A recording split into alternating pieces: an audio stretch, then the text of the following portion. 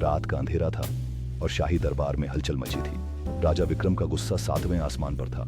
उसकी आंखें खून की तरह लाल हो रही थीं। उसके सैनिकों ने खबर दी थी कि उसके सबसे भरोसेमंद मंत्री ने उसकी चाबी चोरी कर उसकी खजाने की सारी संपत्ति चुरा ली है। यह सुनते ही राजा का क्रोध फट पड़ा। क्यों नहीं मेरी चाबी वापस लाए तुम? क्या तुमने मेरी हुकूमत का मखौल उड़ाने का सोचा है? राजा का गला भारी हो गया था। उसकी आवाज में खौफनाक तड़क थी। उसके सैनिक कांप रहे थे। राजा विक्रम ने एक गहरी सांस ली और अपने विचारों को संकलित करने की कोशिश की। मैं किसी भी कीमत पर अपनी संपत्ति वापस पाऊंगा, उसने अपने सैनिकों से दृढ़ता से कहा। तुम सबको उस गद्दार को ढूंढना होगा, नहीं तो तुम्हारी जानें भी खतरे में होंगी। किसी भी सूरत में मैं न्याय दिलाकर रहूंगा, राजा ने गर्जना की। उसकी आवाज में एक नए उत्साह की लहर दौड़ गई। हम सब मिलकर उस गद्दार को नहीं छोड़ेंगे, उसने फिर से कहा। उसकी आंखों में आग जल रही थी। मेरे आदेश का पालन करो और फिर देखो कि मैं तुम्हें कैसे पुरस्कृत करता हूँ, राजा ने विश्वास दिलाया। राजमहल के हर कोने में जाओ और उसकी छवि का पता लगाओ, उसने आदेश दिया।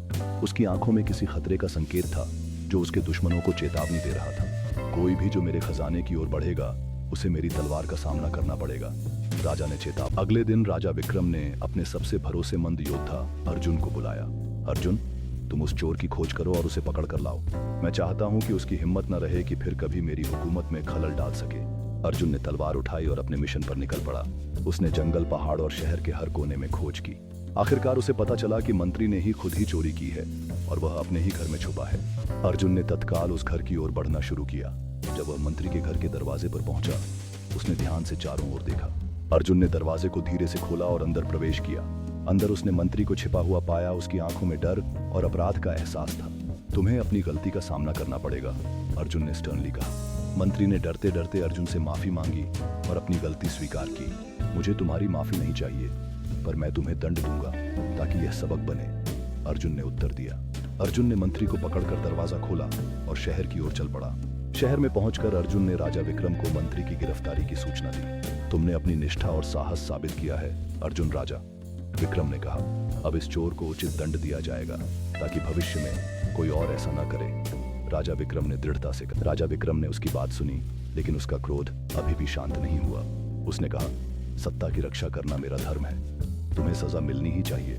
लेकिन उसकी नैतिकता और न्यायप्रियता ने उसे यह सिखाया कि सत्ता के साथ साथ इंसानियत भी जरूरी है। उसने मंत्री को सजा दी, लेकिन साथ ही उसकी मजबूरी को समझा। राजा विक्रम ने अपने फैसले में एक नया दृष्टिकोण अपनाया जो उसके शासन को न्याय संगत और दयालु बनाता है। इस प्रकार उसने न केवल सत्ता का सम्मान किया बल्कि इंसानियत को भी प्राथमिकता दी। राजा विक्रम का यह निर्णय बाद में उस राज्य के लिए एक सकारात्मक परिवर्तन का प्रतीक बन गया।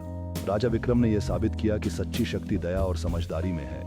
इस प्रकार वह एक आदर्श शासक के रूप में याद किया गया जिसे अपने प्रजा की भलाई का ध्यान था। उसकी कहानी अनेक पीढ़ियों तक लोगों में प्रेरणा का स्रोत बनी रही। राजा विक्रम की विरासत ने यह सिखाया कि सही नेतृत्व का मतलब केवल शक्ति नहीं बल्कि दया और न्याय भी है। इस प्रकार राजा विक्रम की शिक्षा आज भी लोगों के दिलों में जीवित है। उनकी कहानी हमें याद दिलाती है कि हर निर्णय में मानवता को प्राथमिकता देनी चाहिए। इस तरह राजा विक्रम का नाम इतिहास में एक न्यायप्रिय और दयालु शासक के रूप में अमर रहे।